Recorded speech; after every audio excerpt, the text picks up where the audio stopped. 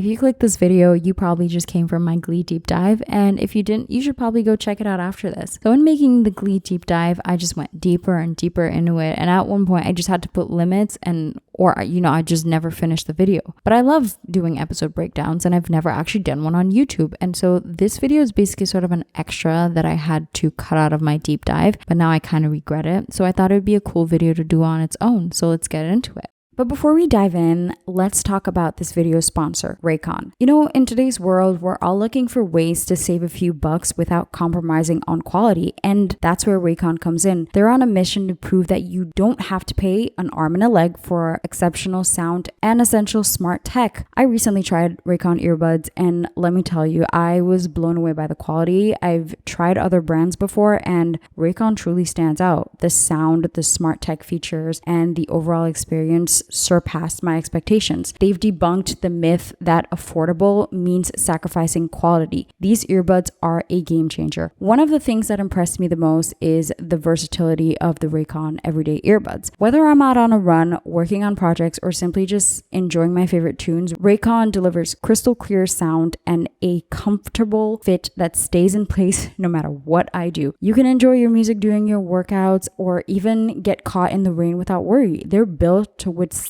your active lifestyle. Not only that, but Raycon earbuds provide passive noise isolation, allowing you to immerse yourself in your music or podcasts without distractions. It's like having your own personal sound sanctuary. They offer buy now, pay later options, so you can enjoy earbuds without the financial strain. Plus, they provide 2 years of product protection insurance for just a few bucks. It's a peace of mind and incredible value all in one. So here's what you need to do. Click the link in the description box or go to buyraycon.com/VHS tape to get 15% off your Raycon purchase. Thank you to Raycon for sponsoring this video.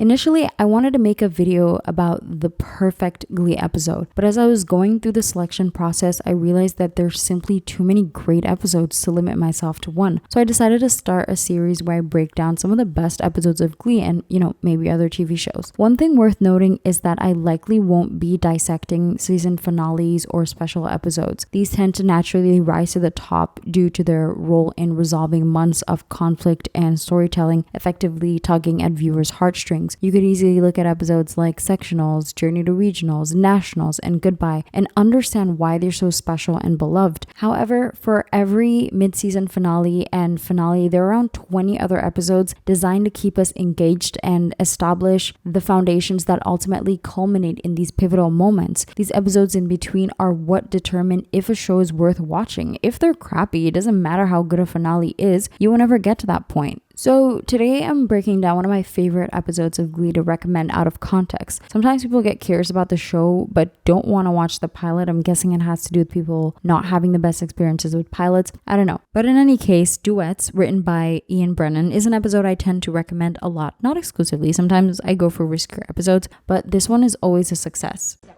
Bad news, guys. Puckerman's in juvie. Really was just a matter of time.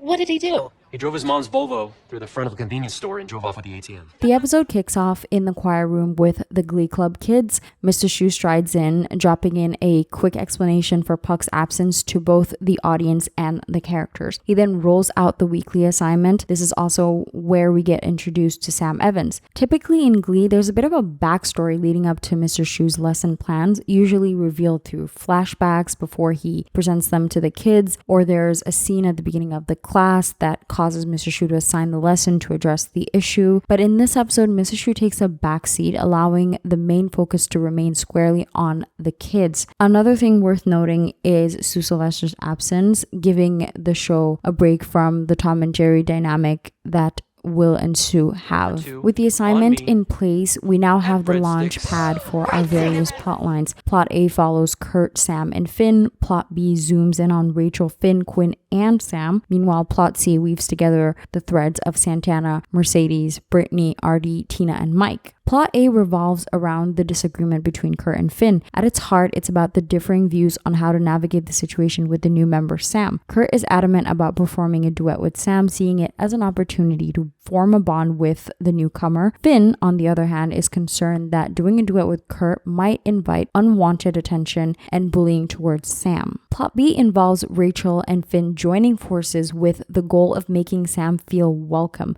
They go out of their way to encourage a connection between Sam and Quinn. Quinn, however, is somewhat hesitant about becoming too close to Sam, providing some resistance to their well-intentioned meddling. Plotsy interweaves the narratives of Santana, Mercedes, Brittany, Artie, Tina, and Mike. This plotline serves as an exploration of various dynamics within the ensemble. Mercedes and Santana showcase their vocal power in a stirring duet. On the other side of the spectrum, Brittany and Artie provide a lighthearted duo while being the bridge between the other two pairs. Simultaneously, Tina and Mike, often overlooked, seize the chance to demonstrate their talents and solidify their place in the Glee Club. Renowned director Howard Hawks once said that a great film has 3 great scenes and no bad ones. The same could be said about a great television episode. Fear and insecurity take center stage in Duets, defining and shaping each character's arc. From the underlying tension in Kurt's desire to duet with newcomer Sam, fearing the implications it might bring, to Santana rejecting her feelings for Brittany and pushing her away, each fear forms the backbone of an engaging and character-centric storyline. Can't even imagine how hard it must be to have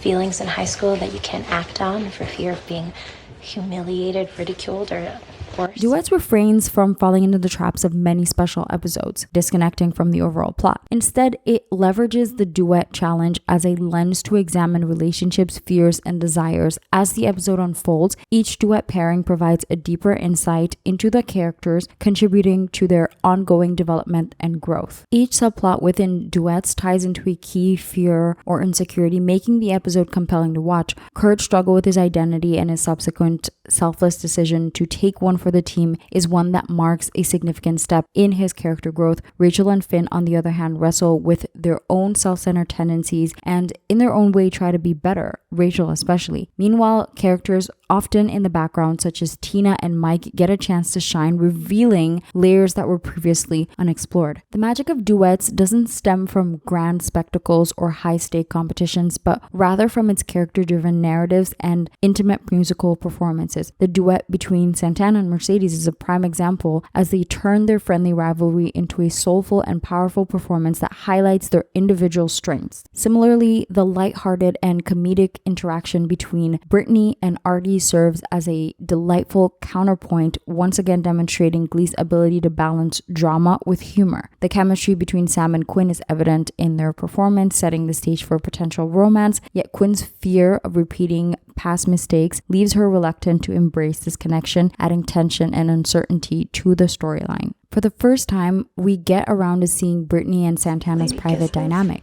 It's a nice break from all that scissoring.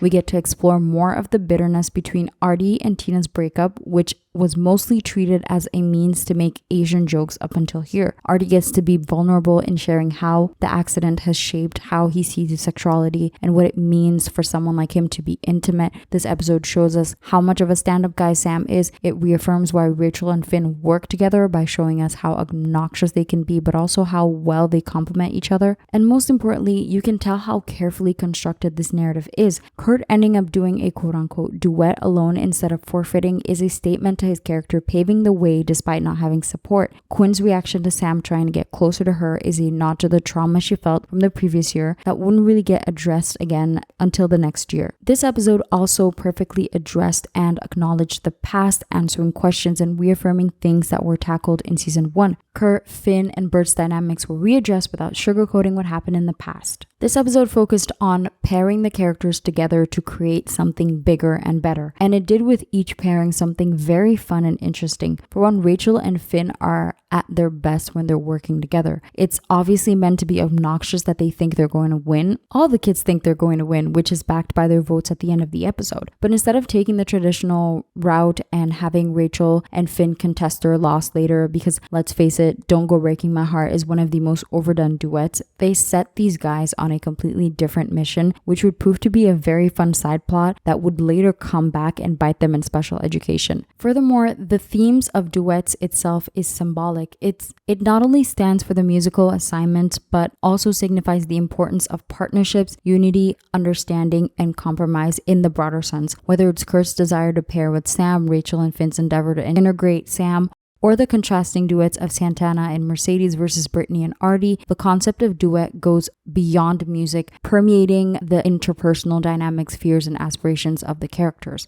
The episode Duets showed us that Glee could be fair if it wanted to. It proved that it could have continued to be a great ensemble cast show and showed the power of only giving a glimpse into everyone instead of focusing on 3 to 4 characters at best. This episode would be the most equally balanced on the show for a while. The beauty of Glee was its diverse fandom. People tuned in for a myriad of reasons. In its early days, Glee managed to offer a little something for everyone. However, as the show progressed, its storytelling became increasingly linear and its wild appeal started to blur. In contrast, Duets ingeniously wove Mr. Shu's lesson into a narrative that fostered character development while preserving the show's lighthearted tone. This episode in many ways served as a snapshot of Glee at its best: diverse, balanced, and captivating. This episode was the turning point for so many of these characters. It did what Glee did best: take a subject and creatively explore it instead of just having the students perform songs from a popular artist's catalog. And if not for anything, this episode simply had one of the best,